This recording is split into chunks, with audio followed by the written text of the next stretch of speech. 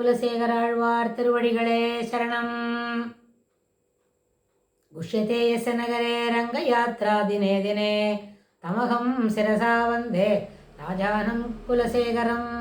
கும்பே புனர்வசௌ ஜாதே கேரளே சோழபட்டனே கௌஸ்துபாம்சம் தராதீசம் குலசேகரமாஸ்ரயே. இந்த ஸ்லோகத்தில் குலசேகர ஆழ்வாரோட தனியனை பார்க்குறோம். அவர் கும்பே புனர்வசு மாசி மாதத்தில் புனர்வசு நட்சத்திரத்தில் அவதாரம் பண்ணினவர். கௌஸ்துவத்தோட பெருமாளோட கௌஸ்துபம் என்கின்ற அணிகலனின் அம்சமாக தோன்றியவர். எப்பொழுதும் என்ன ஸ்ரீரங்கத்துக்கு போகணும் அப்படின்னு சொல்லிட்டு இருக்கிறவர். அப்படின்னு ஸ்ரீரங்கத்துக்கு போகணும், திருவரங்கத்தில் போய் பெருமாளை சேவிக்கணும் என்று சொன்னால் அவருக்கு என்ன, அவர் ஒரு ராஜா. அந்த ராஜாவோட ரெஸ்பான்சிபிலிட்டிஸ் எல்லாம் பொறுப்புகள் எல்லாம் முடித்த பிறகு தான் எங்கேயான போய் க்ஷேத்திராடனம் பண்ணணும். ஆனால் பொறுப்புகளை முடிச்சு கொள்ள முடியாதபடி தினமும் நிறைய என்ன வேலைகள் இருந்துகிட்டே இருந்தது. இதெல்லாம் நம்ம பார்த்தோம். இந்த முன்னாடி இந்த முகுந்த மாலையோட சிறப்பு அப்படின்னு வரும்போது முகுந்த மாலை ஏற்றியவர், முகுந்த மாலையோட சிறப்பு, அவர் என்ன ஆழ்வாரோட சிறப்புகள், அப்புறம் முகுந்தனோட சிறப்பு அப்படி பார்த்தோம். முதல் ஸ்லோகம் என்ன பார்த்தோம்?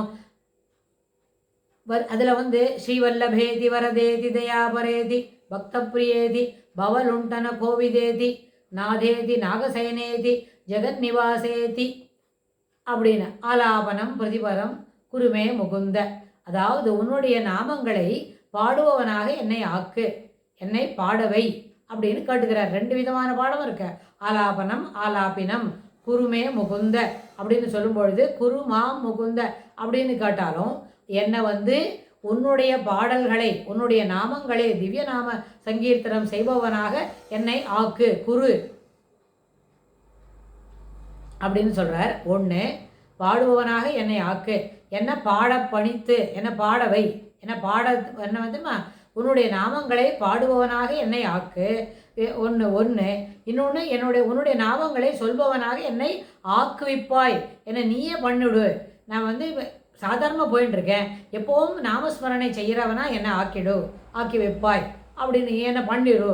ரெண்டும் கேட்குறார். அதாவது படற்கையிலையும் தன்மையிலையும் ஃபர்ஸ்ட் பர்சன்லையும் செகண்ட் பர்சன்ல மாதிரி தன்னை ஆக்குன்னு ஒரு தடவை ஒரு ரெக்வஸ்ட் கேட்டுக்கிறார். என்னை நீயே ஆக்கி வச்சுடு.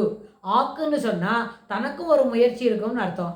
ஆக்கு விப்பாயின்னு சொன்னால் எல்லாமே பெருமாளை பார்த்து இவனை பாடுறவனை ஆக்கணும், அவனை ஆடுறவனை ஆக்கணும் அப்படின்ற மாதிரி அந்த ரெண்டு பொருள்லையும் இருக்குது. இப்போ நம்ம பார்த்தோம் ஸ்ரீவல்லபேதி அப்படின்னா பெருமாள் மகாலட்சுமியோட ஆசை கணவன்.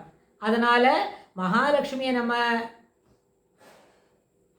விசுவாசமாக சேவித்து தாயாருண்ட அன்பாக இருந்தாலே, தாயாருண்ட என்ன சேவித்து வணங்கி நின்றாலே அவள் பண்ணுற சிபாரிசினாலேயே சரியாகும், நம்மளுக்கு கேட்டதெல்லாம் கிடைக்கும், பெருமாள் மோட்சத்தை கொடுப்பார் அப்படின்னா அதற்கு என்ன, அதனால தான் ஸ்ரீவல்லபேதி. இது எல்லா நாமங்களையும் சொல்வதற்கும் குலசேகர ஆழ்வாருக்கு ரொம்ப ஈடுபாடுன்னா, நம்மளை போல சாதாரணமாக இருக்கிறவாளுக்கும் இது என்ன பிடிக்கும், இந்த மாதிரி நாமங்களை சொல்வது பிடிக்கும். அப்புறம் இந்த 7 நாமங்களையும் இந்த பாடல்கள் முழுக்க இந்த 40 ஸ்லோகத்திலையும் அவருடைய நாமங்கள் என்ன செய்யும், அந்த நாமங்களினால் என்ன பலன் கிடைக்கும் அப்படி தான் சொல்லிட்டு இருக்காருன்னா எல்லாருக்கும் பொதுவானது தான். பெருமாள் என்ன சொன்னால், பெருமாள்கிட்ட போய் முன்னாடி நிற்கும் பொழுது படித்தவன் படிக்காதவன், பணம் உள்ளவன் பணம் இல்லாதவன், அதுக்கப்புறம் ஆண் பெண், அப்புறம் ஜாதி மதம்ன்ற மாதிரி அவன் எந்த வர்ணத்தவன் அப்படின்லாம் அங்கே ஒரு பாகுபாடும் கிடையாது.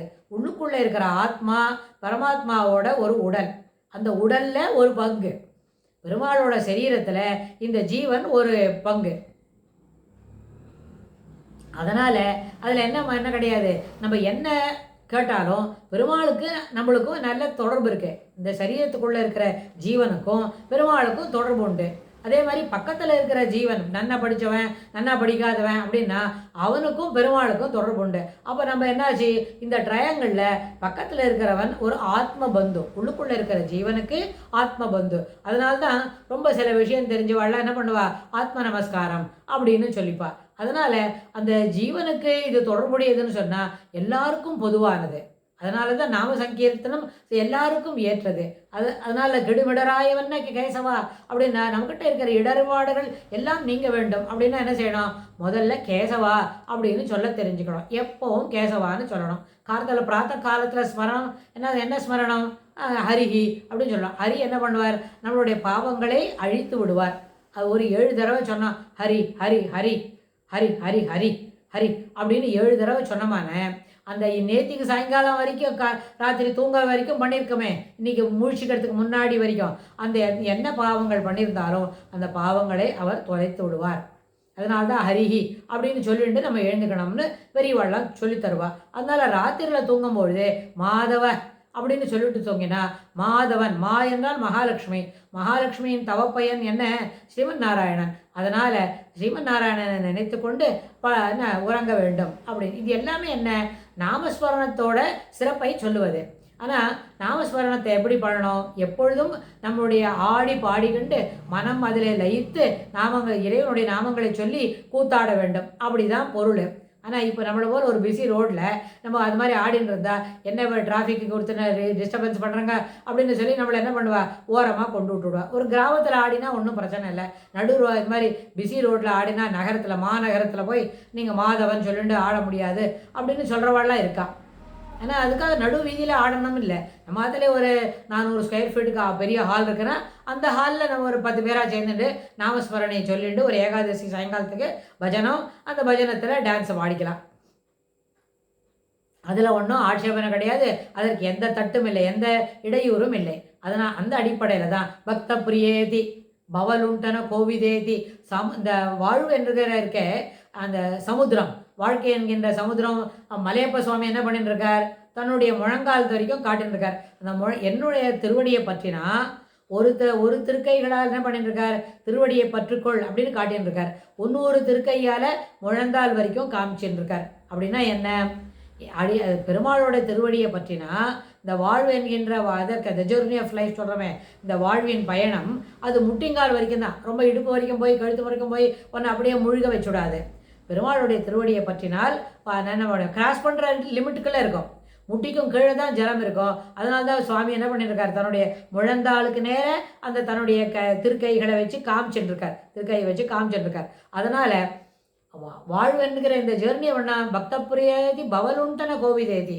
அந்த ரொம்ப மெத்த படித்தவனுக்கெல்லாம் எப்படி இருக்கும்னு சொன்னால் எல்லா விஷயங்களும் தெளிவாக புரியும், எளிமையாக தெரிஞ்சுக்க முடியும்னா, அதுபோல் இந்த வாழ்வு என்ற பயணத்தை சிறப்பாக நடத்துவதற்கு அவனுடைய அருள் உபயோகப்படும். அதனால் அவனுடைய சிறப்பை அடிக்கடி எப்பொழுதும் பாடி பழகணும்.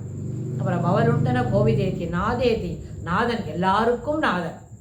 நாதன் இல்லாதவர்களே இந்த உலகத்தில் கிடையாது, எல்லாருக்கும் நாதன். அதாவது இது ஒரு சின்ன அனக்டோட்டில் சொல்லி பார்க்கலாம். நாதமுனிகள் முன்னாடியெல்லாம் அப்போல்லாம் என்ன பேசுவான்னு கேட்டால், நான் ஒரு அனாதை, எனக்கு உறவுகாரர்கள் ஒத்தரும் இல்லை, அதனால் என்ன பண்ணோம், எனக்கு கூட இருந்து என்னை காப்பாற்றணும் அப்படின்னு பெருமாள்கிட்ட சொல்லி பிரார்த்தனை பண்ணிட்டு விழுந்து சேவிப்பா. அப்படின்னா ராமானுஜர் அவதரித்த பிறகு அப்படி ஒரு வார்த்தையே இல்லை. எல்லாருக்குமே நாதன் யார்? ஆச்சாரியர் மூலமாக ஸ்ரீரங்கநாதர் தான். அதனால் ரங்கமன்னார் இருக்காரு, அவன் நம்பெருமாள், அவர்கிட்ட பண்ணிட்டா ஒருத்தருமே அனாதை அப்படின்னு அந்த வார்த்தையே இல்லை. எல்லாருமே என்ன நாதன் என்றால் என்ன? தனக்கென்று ஒரு தலைவன். தனக்கென்ற தலைவன், இந்த உலகத்துக்கென்றே ஒரு தலைவன் யார்? பரபிரம்மம் ஸ்ரீமன் நாராயணன் தான். இப்போ ஸ்ரீமன் நாராயணனை ஸ்ரீராமச்சந்திரமூர்த்தி, ஸ்ரீகிருஷ்ணர், நரசிம்மசுவாமி, மாலோலன் அப்படின்னு சொல்லி நம்ம பெருமாளை பிரார்த்தனை பண்ணி நாமங்களை சொல்லி பஜிக்க துவங்கினால் என்ன, அதில் ஒரு விதமான குறைபாடும் இல்லை. தன்னடவே எல்லா விஷயங்களும் என்ன பண்ணோம், ஸ்மூத்தாக போயின்னு இருக்கிறத நம்மளால் பார்க்க முடியும். போயின்னு இருக்கோம். எத்தனையோ பேருக்கு அப்படி தான் போகிறது, கோடிக்கணக்கான ஜனங்களுக்கு போகிறது. நம்ம அதில் ஒருத்தரை நம்மளும் சேர்ந்து விடலாமே அப்படின்னா அன்றாடம் தினந்தோறும் என்ன பண்ணணும், நாமஸ்மரணைக்கு ஒரு கணிசமான ஒரு நேரம் ஒதுக்கணும். நாதேதி நாகசயனேதி, நாகசயனேதி யாருக்கு எடுக்கும்? அதாவது சேஷத்துவம், அதாவது பாம்பனையில் பள்ளி கொள்வது என்பது யாருக்கு கிடைக்கும்? யார் பாம்பனையில் பள்ளி கொன்றவள் இருக்கா? அப்புறம் அனந்த சயனம், அது யார்? அப்புறம் பெருமாளுக்கு என்ன பாம்பனை படுத்துட்டு இருக்காரு இல்லையா, ஆதிசேஷன் மேலே ஆதிசேஷ சயனம் யாருக்கு கிடைக்கும் அப்படின்னா ஸ்ரீமன் நாராயணனுக்கு தான் கிடைக்கும். அவர் தான் என்ன பண்ணிட்டு இருக்கார்? சென்றால் உடையாம், இருந்தால் சிங்காதனமாம், நின்றால் மரவடியாம், நீழ்கடலுள் என்றும் முனையாம், அணிவிளக்காம், பூம்பனையா, என்ன திருமார்கரவு, அணையை படுத்துக்கிறதுக்கு, நிற்கிறதுக்கு, நடக்கிறதுக்கு எல்லாத்துக்குமே என்ன பண்ணோம்? ஆதிசேஷத்துவம், ஆதிசேஷ சயனத்துவம் யாருக்கு உண்டு? பெருமாளுக்கு தான் உண்டு. அதனால் அந்த ஆதிசேஷன் பரியங்கத்தில், சேஷ பரியங்கத்தில் படுத்துன்னு இருக்கார பெருமாள், அந்த பரியங்கத்தில் அவர்கிட்ட சரணமடைந்தா, அந்த நாமத்தை விடாமல் ஜபித்து கொண்டிருந்தால் அதுவே மோட்சத்துக்கு வழிவகுக்கும். நாகசயனேதி ஜெகன்னிவாசேதி. ஜெகன்னிவாசம் அப்படின்னா என்ன? இந்த உலகத்தில் அவர் எப்பொழுதும் இருக்கிறார், வசித்து கொண்டிருக்கார். உலகமே அவரிடத்தில் வசித்து கொண்டிருக்கிறது. இந்த உலகம் வசிப்பதற்கு அவரே முதற் காரணம். இந்த 3 நிலைமையிலும் என்ன பண்ணலாம்? அந்த ஸ்லோகத்தை, அந்த வரிக்கு, அந்த வார்த்தைக்கு நம்ம பொருள் புரிஞ்சிக்க முடியும்னு சொன்னால் அந்த நாமத்தை சொல்லியும் ஜெகன்னிவாசன், ஜெகநாதன். அந்த ஜெகநாதன்னா ஜெகத்துக்கெல்லாம் நாதன், அதனால் ஜெகநாதன். ஜெகன்னிவாசன், ஜெகத்துக்கெல்லாம் வாசஸ்தலமாக இருப்பவன், ஜெகத்துக்கே வாசஸ்தலமாக இருப்பவன், ஜெகமே அவனுக்கு வாசஸ்தலமாக இருக்கிறது. அப்படின்னா என்ன? இந்த பெருமாள் இங்கேயும் இருக்கார், வைகுண்டத்திலே இருக்கார். அதனால் இந்த நாமஸ்மரணம் அப்படின்றது எப்பொழுதும் எல்லாராலும் செய்யக்கூடியது. அதில் என்ன கிடையாது? எந்த பாகுபாடும் கிடையாது. காஸ்ட், கிரீடு, கம்யூனிட்டி, மேல் ஃபீமேலு, அப்புறம் வசதி உள்ளவன், அதாவது சோஷியல் எக்கனாமிக் ஸ்டேட்டஸ் பற்றி பொறுத்துறது, அது எதுவுமே இல்லை. யாரும் எப்பொழுதும் சொல்லலாம். இதை முக்கியமாக புரிஞ்சுக்கிறதுக்கு ஒரு சின்ன உதாரணம்.